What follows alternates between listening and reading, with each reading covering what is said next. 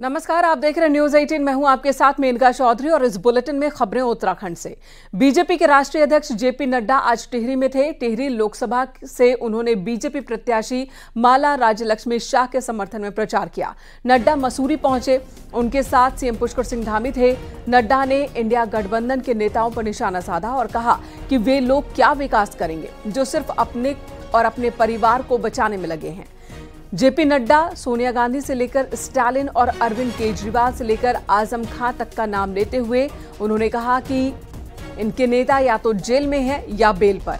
नड्डा ने कहा कि हमारा संकल्प पत्र विकसित भारत का संकल्प पत्र है।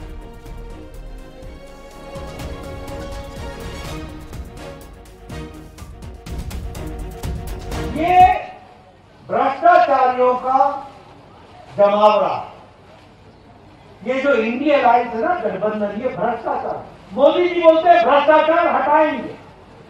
मोदी जी ने कहा है कि 4 जून के बाद भ्रष्टाचारियों पर कार्रवाई और तेज होगी और कोई भी बख्शा नहीं जाएगा, इस बात को कहते हैं। और वो कहते हैं भ्रष्टाचारियों को बचाएंगे, भ्रष्टाचारियों को बचाने के लिए वो काम कर रहे हैं। एक और हमारी मोदी जी की विकास की गारंटी वाली डबल इंजन की सरकार काम कर रही है, वहीं दूसरी ओर भ्रष्टाचारियों और घोटालेबाजों के देश को लूटने की गारंटी वाली कांग्रेस है।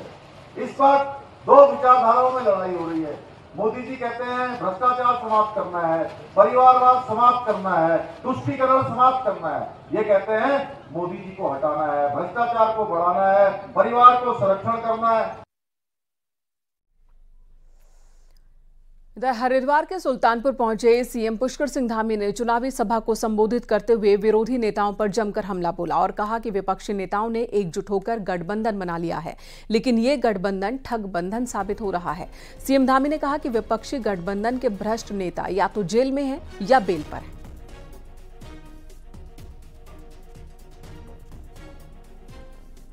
विपक्षी दलों ने अब एकजुट होकर गठबंधन तो बना लिया है, लेकिन यह गठबंधन भी विपक्षियों की तरह जैसे पहले करते रहे हैं उसी तरह का ठगबंधन निकला है।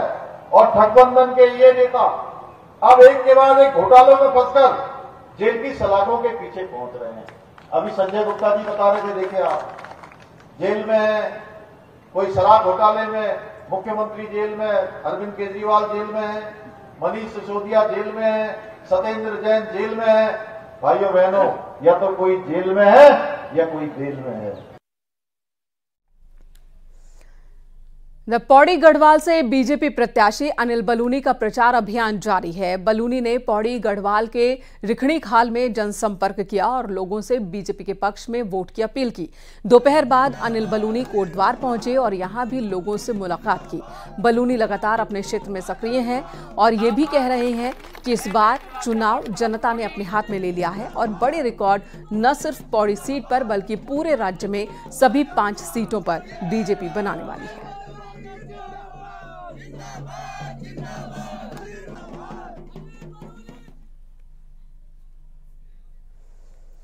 और बीजेपी प्रत्याशी अनिल बलूनी के समर्थन में कल गृह मंत्री अमित शाह कोटद्वार पहुंच रहे हैं। अमित शाह कोटद्वार में रोड शो करेंगे, जनसभा को संबोधित करेंगे। अनिल बलूनी ने इसकी तैयारियों का जायजा लिया। बलूनी ने कहा कि उनकी जीत का बिगुल बज चुका है और अब बस जीत को फाइनल टच दिया जा रहा है। अनिल बलूनी ने पौड़ी गढ़वाल में बड़ी जीत का दावा किया।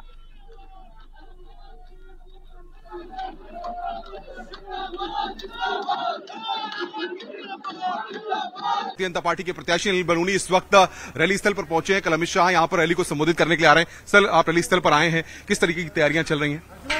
देखिए, पूरी तैयारी चल रही है। पूरे हमारे गढ़वाल क्षेत्र में ये जो कोटद्वार विधानसभा और इसके आसपास की विधानसभा में लोग उत्साहित हैं गृह मंत्री जी को सुनने के लिए, वो क्या कहेंगे उसको सुनने के लिए। और गृह मंत्री जी की लोकप्रियता आप जानते हैं पूरे देश में किस प्रकार से है। बहुत बड़ी संख्या में लोग आने वाले हैं यहाँ और आप जिस तरह का तैयारी देख रहे हैं, आप देख रहे हैं बहुत वृहद स्तर पर तैयारी चल रही है। हम देख रहे थे कि कोटद्वार में चाहे बुजुर्ग हो, तमाम लोग हों, वो लगातार आपको आशीर्वाद दे रहे हैं, जीत के लिए प्रार्थनाएं हो रही हैं। देखिए, ये तो सब जितने यहाँ जनता है पूरे देश के अंदर मोदी में हो गया है और सब मोदी जी को आशीर्वाद देने के लग रहे हैं। मैं तो उनके प्रतिनिधि के रूप में लड़ रहा हूँ। सब लोग चाहते हैं कि मोदी जी प्रधानमंत्री बने, एक सशक्त सरकार बने और देश विकसित भारत बने। तो कल की रैली से जीत का बिगुल और प्रशस्त होने वाला है? बिगुल बच चुका है, ये तो फाइनल टच है। तो ये अनिल बलूनी जी हैं जो बता रहे हैं कि कल की रैली की तैयारियां पूरी हो गई हैं और वो यहाँ पर रैली स्थल पर तमाम तैयारियों को देखने के लिए और अंतिम रूप देने के लिए पहुंचे हुए थे। कैमरामैन नरेश के साथ अनुपम मिश्रा, न्यूज 18 कोटद्वार। लोकसभा चुनाव के लिए कैंपेन खत्म होने में महज 2 दिन बचे हैं। इस बार हरिद्वार से कांग्रेस कैंडिडेट वीरेंद्र रावत के पिता और पूर्व सीएम हरीश रावत ने सोमवार को देहरादून के कुछ इलाकों की खाक छानी। अब तक हरिद्वार में डेरा डाले रावत दून क्यों पहुंच गए, दिखाते हैं आपको ये रिपोर्ट। हरिद्वार लोकसभा में देहरादून जिले की 3 विधानसभा सीटें भी आती हैं, जिनमें से धर्मपुर सीट में मुसलमान, दलित और पूर्वी यूपी और बिहार के वोटर्स भी शामिल हैं। सोमवार को पूर्व सीएम हरीश रावत इन्हीं बस्तियों में कांग्रेस के लिए वोट मांगते नजर आए। हरिद्वार कांग्रेस कैंडिडेट वीरेंद्र रावत चुनावी मैदान में है, पर चुनाव को उनके पिता हरीश रावत ने अपनी प्रतिष्ठा से जोड़ लिया है। हरिद्वार लोकसभा में 20 लाख से थोड़े ज्यादा वोटर्स हैं। कांग्रेस को उम्मीद थी कि यहाँ 8 लाख से ज्यादा मुसलमान दलित उनको वोट करेंगे, पर बीएसपी ने मुश्किल खड़ी कर दी। देखिए, हरिद्वार में मेरी भी परीक्षा है और जो मुझसे प्रेम करने वाले लोग हैं उनकी भी परीक्षा है। मेरा तो जो भी हो कोई बात नहीं, मैं एक व्यक्ति बात तो हूँ, लेकिन जो मुझसे प्रेम करने वाले लोग हैं मैं नहीं चाहता कि उनकी हार हो। तो मैं उनकी जीत को सुनिश्चित करने के लिए जो मुझसे प्यार करते हैं वो जीतें, इसके लिए हरिद्वार के अंदर पूरी समय और शक्ति लगा करके काम कर रहा हूँ। हरिद्वार सीट से एक निर्दलीय कैंडिडेट उमेश कुमार, जो विधायक भी है, और बीएसपी के मुस्लिम उम्मीदवार हाजी जमील कासमी कांग्रेस का खेल बिगाड़ सकते हैं। जिन वोटों के सहारे कांग्रेस चुनावी नदी पार करना चाहती है, उसी वोट बैंक पर दूसरे भी सेंधमारी कर रहे हैं। बीएसपी कहती है कि उनका मुस्लिम कैंडिडेट किसी को हरवाने के लिए नहीं, बल्कि जीतने के लिए खड़ा है। बसपा का वोट तो हमारे साथ अपना है, समझ गए। अपना समाज भी बहुत ज्यादा अधिकता में है और दलित समाज फुल है, मुकम्मल है, हमें पूरा यकीन है। वो कोशिश करते रहें, कुछ कोशिश से कुछ नहीं होता, वो सब हवाई फायरिंग। हरिद्वार में दलित वोटर्स कांग्रेस, बीएसपी और बीजेपी में बटे हैं, जबकि मुस्लिम वोटर्स अमूमन कांग्रेस के पक्ष में वोटिंग करते आए हैं। इस बार बीएसपी का मुस्लिम कैंडिडेट होने से कांग्रेस टेंशन में है। हालांकि दलित वोटर्स को फोकस करके बीएसपी प्रमुख मायावती और कांग्रेस नेता प्रियंका गांधी सभा कर चुकी है, लेकिन ये तय है कि वोटर्स खेमों में बटेंगे। सत्येंद्र बर्थवाल और मनोज जुयाल के साथ अनुपम त्रिवेदी की रिपोर्ट।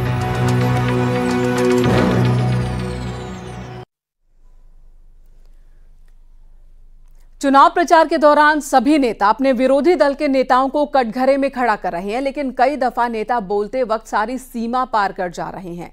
ऐसा ही कुछ देखने को मिला उधम सिंह नगर के किच्छा में, जहां पूर्व विधायक राजेश शुक्ला एक चुनावी जनसभा में बोल रहे थे और कांग्रेस के वरिष्ठ नेता और विधायक तिलक राज बेहड़ पर अभद्र टिप्पणी कर बैठे। उन्हें मानसिक रूप से बीमार बता दिया। तो वहीं तिलक राज बेहड़ ने कहा कि फिर से उन लोगों को मेरा इलाज करवाना चाहिए। हमारे जो विधायक जी है जिनसे मैं हार गया था, मैंने सुना था उनकी किडनी खराब है, सारे क्षेत्र में मालूम था, वो आ नहीं पाते थे, हमें सहानुभूति थी। उन्हें किडनी मिल गई, उनके बच्चों ने दे दी, वो ठीक हो गए, हम खुश हो गए। लेकिन कल हमने अखबार पढ़ा, उनका बयान सुना उसके मोबाइल में। मेरी आपसे विनती है, उनके बच्चे भी छोटे छोटे हैं, कोई व्यवस्था करनी पड़ेगी। उनका आंख ठीक हो जाए, अगर दिमाग में गड़बड़ी है तो एड्स में दिमाग उनका ठीक हो जाए। नेता मुझे पागल खाने भिजवा रहे हैं, कह रहे हैं मानसिक संतुलन इनका बिगड़ गया है अजय भट्ट की मौजूदगी में। अब अगर मेरा मानसिक संतुलन बिगड़ गया है, जिस आदमी ने तराई की और इस इलाके की सेवा की है, एक लंबा समय जनप्रतिनिधित्व का हो गया, अब ऐसी ऊंची भाषा भाजपा के लोग बोल रहे हैं। मैं भाजपा के नेताओं से कहना चाहता हूं कि आप लोगों की नेताओं की जो मानसिकता है वो सामने आ रही है। कांग्रेस छोड़कर बीजेपी में जाने से बेहतर है जेल जाना। ये बात सोमवार को अल्मोड़ा में जनसभा के दौरान द्वाराहाट से कांग्रेस विधायक मदन बिष्ट ने कही। मदन बिष्ट ने कहा कि कुछ दिन पहले उनकी कांग्रेस छोड़ने वाले विधायक राजेंद्र भंडारी से बात हुई तो उन्होंने उनसे यही कहा कि बीजेपी में न जाते 10-15 दिन जेल चले जाते। मदन बिष्ट ने कहा कि जब मैं भी देहरादून जाता हूं, लोग कहते हैं बीजेपी में जाने वाला है, लेकिन मैं कहीं नहीं जाने वाला। हम थोड़ी डरने वाले हैं, ये डराते हैं, घुमाते हैं। आज जो बीजेपी में जा रहे हैं उनकी क्या हालत है। मेरी भंडारी जी से बात हुई, मनोज भाई जिस दिन जा रहे थे, मैं क्या हुआ भंडारी, क्यों तू जा रहा है यार, ऐसे क्यों गया तू? कहने लगा जी कोई बात थी, फिर बताऊंगा आपको, मजबूरी में जा रहा हूं। उसने मेरे से कहा, मैंने कौन सी ऐसी मजबूरी होगी भाई, कौन सी ऐसी मजबूरी होगी? वो जेल क्या, रोटी जेल में ही मिलनी है, बाहर भी मिलनी है, कोई बात नहीं। 15 दिन, 1 महीने, 2 महीने जेल भी काट लिया, क्या फर्क पड़ता है? देखिए, मुझे मालूम नहीं कि शायद वो ये बात अपने ही लोगों को नहीं बता पा रहे हैं। हमारे यहाँ लगातार 15-20 हजार से अधिक ऐसे जनाधार वाले लोगों के जिन्होंने भारतीय जनता पार्टी की आइडियोलॉजी को अपनाया है, वे भारतीय जनता पार्टी में आराम से रह भी रहे हैं, भारतीय जनता पार्टी के लिए आराम से काम भी कर रहे हैं। मुझे लग रहा है कि शायद वही भटके हुए हैं, उनको ठीक प्रकार से ये बात अपने पर सोचनी चाहिए, तब बात कहनी चाहिए। सबके लिए एक समान कानून यानी कि यूनिफॉर्म सिविल कोड अब देश में भी लागू करने का संकल्प बीजेपी की ओर से ले लिया गया है, जिस पर मुख्यमंत्री पुष्कर सिंह धामी ने कहा कि जिन लोगों ने हमेशा तुष्टीकरण की राजनीति की, जिन्होंने वोट बैंक की राजनीति की, कभी देश के उत्थान को नहीं समझा, महिलाओं के हितों को नहीं समझा, उनके लिए यूसीसी एक जवाब है। सीएम धामी ने कहा कि जिस तरह से गंगा देवभूमि से निकलती है और पूरे देश को जल जीवन देती है, वैसे ही देश को यूसीसी का फायदा भी मिलेगा। बीजेपी का संकल्प पत्र जारी होने के बाद देहरादून में सीएम धामी ने मीडिया से बात की और संकल्प पत्र को ऐतिहासिक करार दिया।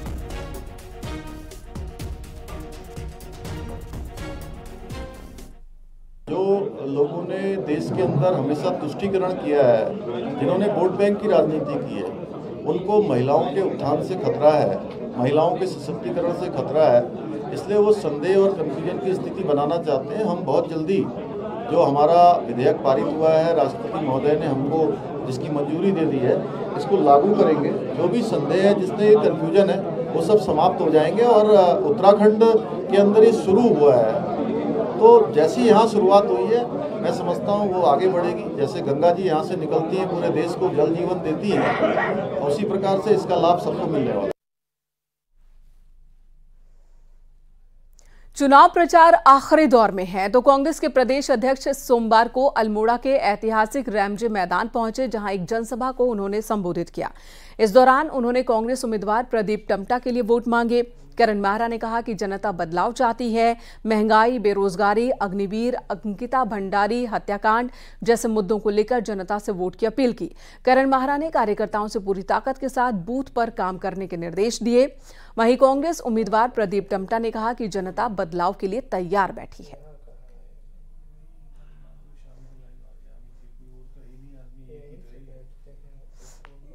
बहुत बड़ा जो क्या कहते हैं हमारा रोजगार का साधन था, मोदी रोजगार के नाम पर इस देश में आए और हमारा रोजगार का, और रोजगार के साथ साथ इस पर्वतीय क्षेत्र में एक छोटा सा middle class, lower middle class वो पनप रहा था, जो सेना के माध्यम से उसको तबाह कर दिया है।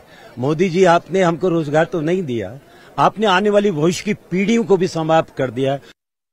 अल्मोड़ा में भी आज आपने प्रचार किया, क्या मूड आपको पब्लिक का लग रहा है? देखिए, पब्लिक में कहीं भी मोदी लहर या जो मंदिर लहर थी वो नहीं दिखाई दे रही है, तो इसका मतलब है कि बीजेपी के कुशासन से लोग परेशान हैं, बेरोजगारी चरम पे है, महंगाई, और पहाड़ में वैसे भी लोगों के पास पैसा बहुत कम रहता है, साधन कम है, और रोडों की खस्ता हाल देख के लोग बातें करें कि रोडें टूटी हैं, कोई 6 साल में देखने वाला नहीं है, आपदाओं में कोई देखने वाला नहीं है, हमारे यहाँ ओलावृष्टि और बारिश से लोगों की फसलें चौपट हुई, उसमें कोई मुआवजा नहीं मिला है, और लोग अंकिता भंडारी केस को, केदारनाथ के केस को, SSSC भर्ती घोटाला, पटवारी पेपर लीक को बहुत सीरियसली ले रहे हैं। और क्योंकि आपको तो पता है पहाड़ों में महिलाएं ज्यादा हैं वोटर्स, हमारे यहाँ से नौजवान जॉब्स के लिए बाहर चले जाते हैं, तो महिलाएं और बुजुर्ग हैं, और उनमें खासी चर्चा है अंकिता को लेकर, उनमें खासी चर्चा है बेटी की कुश्ती छोड़ने को लेकर। मतलब ये सेंसिटिव चीजें हैं जिस पर बातें हो रही है। मुझे लगता है इसका परिणाम हमारे पक्ष में। आखिरी वक्त में सर बीजेपी अपने कई कैंपेनर्स को उतार के प्रचार को लगभग एंड की तरफ बढ़ा चुकी है, अमित शाह कोटद्वार में होंगे, आप लोगों की तरफ से कोई इतना बड़ा नहीं दिखा? देखिए, प्रियंका जी आई थी, उनसे बड़ा कौन होगा, और वो कनेक्ट करती है उत्तराखंड से। उसने कुमाऊं रेजिमेंट, गढ़वाल रेजिमेंट की प्राइड की बात की, उन्होंने अंकिता की बात की, उन्होंने जोशीमठ की बात की, सिलक्यारा की बात की, जिस सिलक्यारा कंपनी में बिना जांच रिपोर्ट आई हुए काम दोबारा शुरू हो गया, उसका जो बीजेपी को जो फंड दिया उसकी चर्चा उन्होंने की, जोशीमठ की चर्चा की, केदारनाथ में सोने की चर्चा की। उन्होंने हमारे दिलों को छुआ है। पहला बड़ा इलेक्शन है जिसमें उन्हें रिजल्ट देना है। करण संदीप नेगी के साथ दीपांकर भट्ट, न्यूज 18 अल्मोड़ा।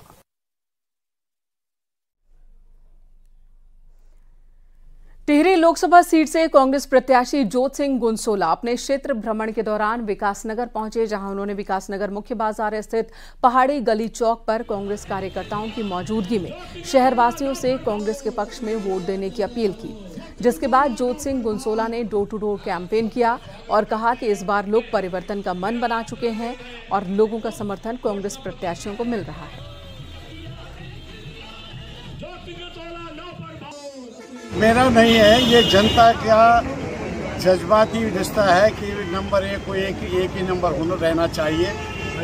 आम जन जहां मैं घूम कर आ रहा हूं, करीब 14 विधानसभाओं में कंप्लीट कर चुका हूं, तो जनता का रुझान ये बन पाया है कि भाई इस समय परिवर्तन होना चाहिए। टिहरी सीट से निर्दलीय प्रत्याशी बॉबी पवार के समर्थकों ने उत्तरकाशी के बड़कोट में एक रैली निकाली, जिसमें बड़ी संख्या में लोग उमड़े। इस दौरान बॉबी पवार की मां प्रमिला देवी ने एक जनसभा को संबोधित किया और जनता से अपने बेटे को वोट देने की अपील की। उन्होंने कहा कि अब ये आपका बेटा है। मैं ये चाहती हूँ कि जियो तुम एथरा लोग दणो साथ एतकी आगा सभी और साथ दियाणु मैं जन्म दणो जीवन तुम ही दणो जियो को पूरा सहयोग करी पूरा साथ देई। पौड़ी लोकसभा से कांग्रेस उम्मीदवार गणेश गोदियाल को चुनाव आयोग ने नोटिस भेजा है। दरअसल सतपुली में 9,321 शराब की पेटियों को पुलिस ने सील किया था। सभी पार्टियों की मौजूदगी में प्रशासन ने शराब की पेटियां सील की। गणेश गोदियाल पर आरोप है कि उन्होंने शराब को चुनाव में बांटने के लिए यहां पर इकट्ठा करवाया था, जिसके बाद प्रशासन की टीम ने जब्त शराब की पेटियों की सील तोड़कर सभी शराब की बोतलें सुरक्षित मिली। जिसके बाद अब चुनाव आयोग ने गणेश गोदियाल को नोटिस भेजा है और 24 घंटे में पूरे मामले पर जवाब मांगा है।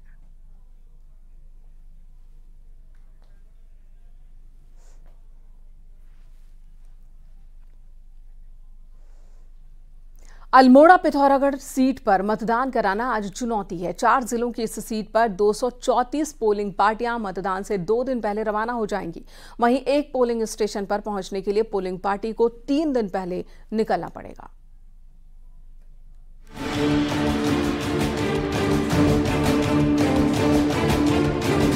अल्मोड़ा लोकसभा सूबे की ऐसी लोकसभा सीट है जिसका 100% भूभाग पहाड़ी है। ऐसे में यहाँ मतदान कराना भी किसी चुनौती से कम नहीं है। 4 पहाड़ी जिलों की इस लोकसभा सीट पर आज भी 1323 गांव ऐसे हैं जहां एक रोड नहीं पहुंच पाई है। मुख्य धारा से कोसों दूर इन इलाकों में मतदान के लिए पोलिंग पार्टियों की रवानगी 16 अप्रैल से शुरू होनी है। 16 अप्रैल को धारचूला के कनार पोलिंग स्टेशन से पोलिंग पार्टियों को रवाना किया जाएगा। कनार पहुंचने के लिए आज भी 16 किलोमीटर का पैदल सफर तय करना होता है। 249 बूथ हमारे ऐसे हैं जो वल्नरेबल और क्रिटिकल की परिधि में आते हैं। पूरी लोकसभा में धारचूला विधानसभा का एक पार्टी ऐसी है जो P-3 अर्थात 16 तारीख को प्रस्थान करेगी। कुछ टीमें P-2 की है, बाकी शेष जो है 1 दिन पहले जाएंगी।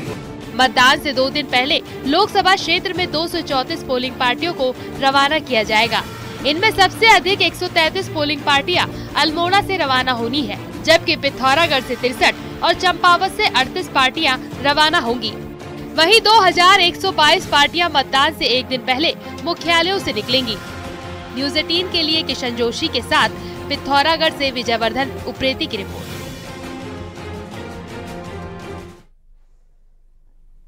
और अब पहाड़ की 10 बड़ी खबरों पर नजर डालते हैं पहाड़ टॉप 10 में। लोकसभा की गढ़वाल संसदीय सीट पर बीजेपी ने चुनाव प्रचार तेज कर दिया है। अनिल बलूनी के समर्थन में नेता घर घर जाकर प्रचार कर रहे हैं। उत्तराखंड में मंगलवार से पोलिंग पार्टियां पोलिंग सेंटर के लिए रवाना होना शुरू कर देंगी, जिसमें 11 पोलिंग पार्टियां उत्तरकाशी जिले से और 1 पोलिंग पार्टी पिथौरागढ़ से रवाना होंगी। बागेश्वर में दिव्यांग और बुजुर्ग मतदाताओं के लिए घर घर मतदान की व्यवस्था की गई, जिसमें कुल 910 लोगों ने अपने मताधिकार का इस्तेमाल किया। रुड़की में राष्ट्रीय जन लोक पार्टी ने कांग्रेस को समर्थन दिया है। युवाओं को रोजगार की बात पर कांग्रेस के समर्थन की बात करें। उत्तरकाशी की गंगोत्री विधानसभा में विधायक सुरेश चौहान ने टिहरी लोकसभा उम्मीदवार के लिए प्रचार किया और मां गंगा से जीत की प्रार्थना की। रामनगर में 8 लोगों ने फिर से कांग्रेस पार्टी ज्वाइन की है। ये सभी बीते विधानसभा चुनाव के दौरान कांग्रेस छोड़ बीजेपी में शामिल हुए थे। बागेश्वर में लोकसभा चुनाव को लेकर सी विजिल ऐप पर हर रोज शिकायत दर्ज हो रही है। 132 बागेश्वर और 54 शिकायतें कपकोट से दर्ज हुई। सीएम पुष्कर सिंह धामी मंगलवार को जोशीमठ के दौरे पर रहेंगे और लोकसभा प्रत्याशी अनिल बलूनी के पक्ष में जनता से वोट मांगेंगे। नैनीताल हाईकोर्ट से पंतनगर विश्वविद्यालय के उन प्रोफेसर्स को राहत मिली है जिन्हें 60 साल की उम्र में रिटायर कर दिया गया था। हाईकोर्ट ने उन्हें सभी लाभ देने और सेवा बहाल करने के आदेश दिए। बागेश्वर में आवारा पशु लोगों के लिए बड़ी समस्या बन गए हैं। रात के वक्त गाय, बैल और जंगली जानवरों के झुंड खेतों को उजाड़ रहे हैं।